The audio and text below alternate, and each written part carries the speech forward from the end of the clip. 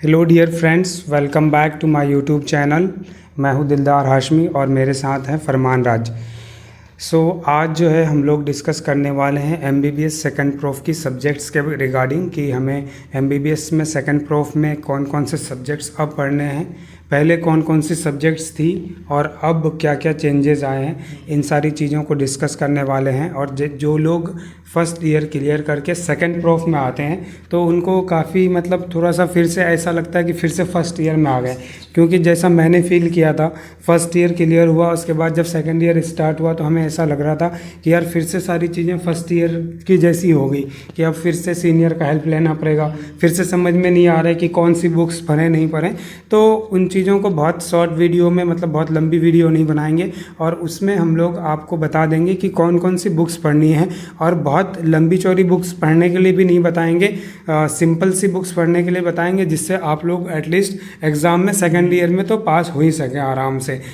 तो फरमान भाई, आप बता देंगे कि अपने स्टूडेंट्स को कि कितने सब्जेक्ट्स अभी पढ़ने हैं एमबीबीएस सेकंड प्रोफ में, क्योंकि फर्स्ट प्रोफ में तो मेनली 3 सब्जेक्ट पढ़ना था, एनाटॉमी, फिजियोलॉजी एंड बायोकेमिस्ट्री, ये 3 सब्जेक्ट था। तो सेकंड ईयर में भी क्या 3 सब्जेक्ट्स पढ़ना है या क्या है इसमें? आपको सेकेंड ईयर में भी 3 ही सब्जेक्ट पढ़ना है।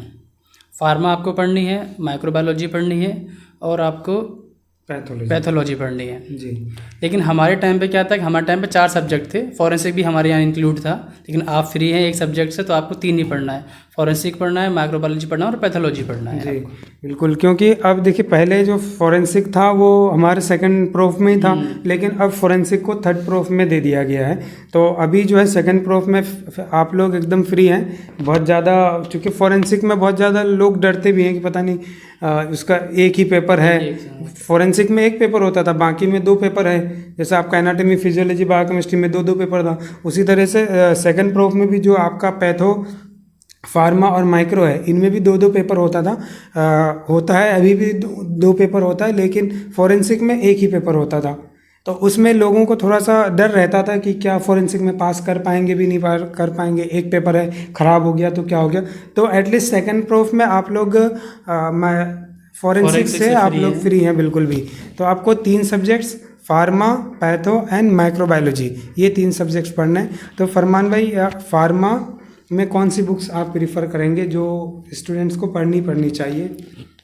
फार्मा में आपकी जो स्टैंडर्ड बुक है वो तो है केडीटी है, केडी त्रिपाठी जी। और उसके बाद में एक सब बुक और आती है, उसको बोलते हैं शानबाग जी। शानबाग क्या है, मोस्टली बच्चे तो पढ़ते हैं केडीटी पढ़ते हैं, लेकिन जैसे कि कुछ स्टूडेंट्स उसमें शानबाग भी पढ़ते हैं। शानबाग में कुछ अपनी अलग खूबियाँ हैं और केडीटी में अलग खूबियाँ हैं। तो शानबाग में ये है कि एक शॉर्ट बुक रहती है, शॉर्ट बुक में नोट्स की तरह उसमें दे रखा है, आप उसे इजीली पढ़ सकते हैं, चीज़ें अच्छे से अंडरस्टैंड कर पाएंगे आप उसमें से। भाई केडीटी में चाहेंगे तो उसमें आप थोड़ा लेंदी रहता है सब्जेक्ट, उसमें तो टॉपिक भी ज़्यादा बड़ा हो जाता है उसमें, तो आप शॉर्ट में नहीं पढ़ पाते हैं।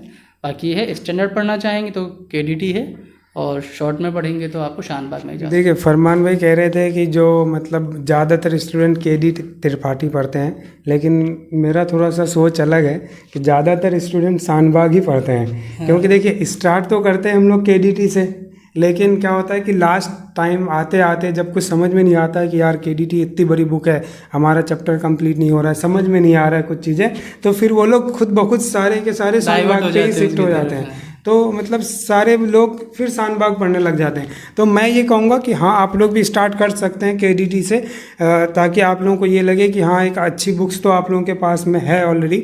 लेकिन शानबाग भी बुरी बुक्स नहीं है, जैसा आप लोग पढ़ के केडीटी को पढ़ के नोट्स बनाएंगे तो शानबाग में ऑलरेडी नोट्स बनाया हुआ है समझिए। तो आप लोग सिर्फ और सिर्फ शानबाग पढ़ के भी पास हो सकते हैं, केडीटी पढ़ने की कोई ज़रूरत नहीं है, क्योंकि कॉन्सेप्ट क्लियर आपकी तभी होगी जब आप चीज़ों को अच्छे से पढ़ेंगे, और अच्छे से पढ़ने के लिए आपको टाइम देना होगा। और केडीटी सिर्फ और सिर्फ केडीटी पढ़ के आपकी कॉन्सेप्ट शायद बिल्डअप नहीं हो पाए, तो इसलिए स्टार्टिंग से ही आप शानबाग पढ़ सकते हैं फार्मा में।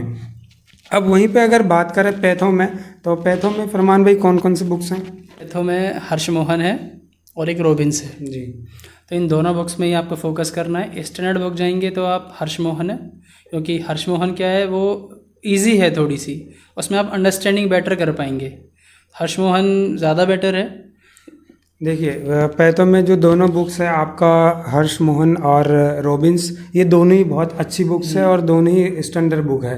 तो आप लोग किसी एक बुक को पढ़ लीजिए, और मैं अगर पर्सनल एडवाइस दूं तो आप लोग हर्ष मोहन उठा लीजिए, चुपचाप दूसरे बुक्स की तरफ देखने की ज़रूरत भी नहीं है। हर्ष मोहन पढ़ के आप आराम से पास हो सकते हैं, वहाँ से नोट्स भी बना सकते हैं। रॉबिन्स भी बहुत अच्छी बुक्स है, लेकिन फिर बात करें कि भाई दोनों बुक्स पढ़नी है क्या, तो उसमें कन्फ्यूजन हो जाता है। तो आप लोग एक बुक्स पे फोकस कीजिए, वो है आपका हर्ष मोहन। रॉबिन्स में कुछ चीज़ें आप लोग पढ़ सकते हैं, स्टार्टिंग का डायग्राम्स वगैरह कुछ चीज़ों का रॉबिन्स में भी अच्छा दे रखा है, कुछ फ्लो चार्ट्स उसमें भी अच्छे से दे रखा है।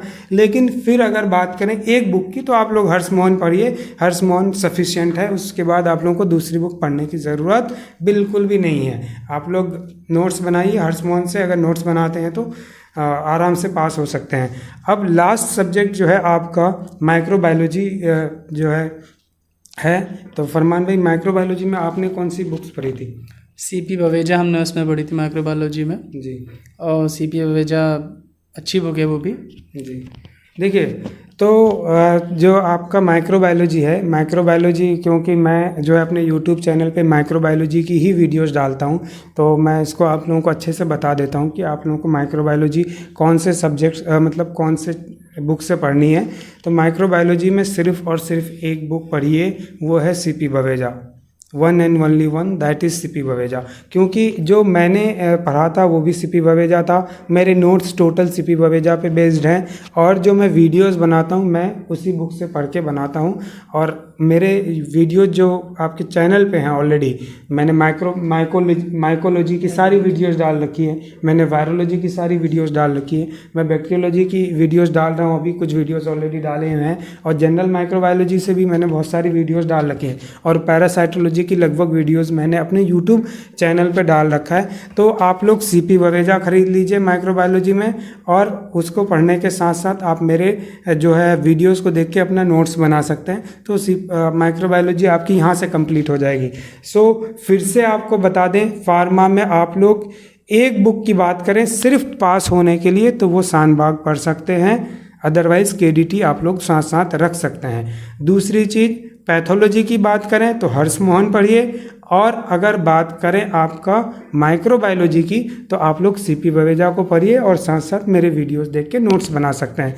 सो आई होप आप लोगों को समझ में आ गया होगा, अब कोई दिक्कत नहीं होगी।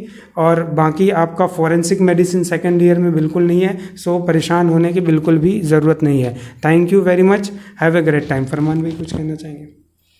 यही है जो बताया बुक्स को, आप सिर्फ एक बुक, आप स्टैंडर्ड कोई बुक आप चूज़ कीजिए, आप इधर उधर बुक्स पे ना फोकस करें, क्योंकि आप एक लेकर चलेंगे तो आपको आसानी रहेगा उसमें। Okay, thank you. Thank you very much.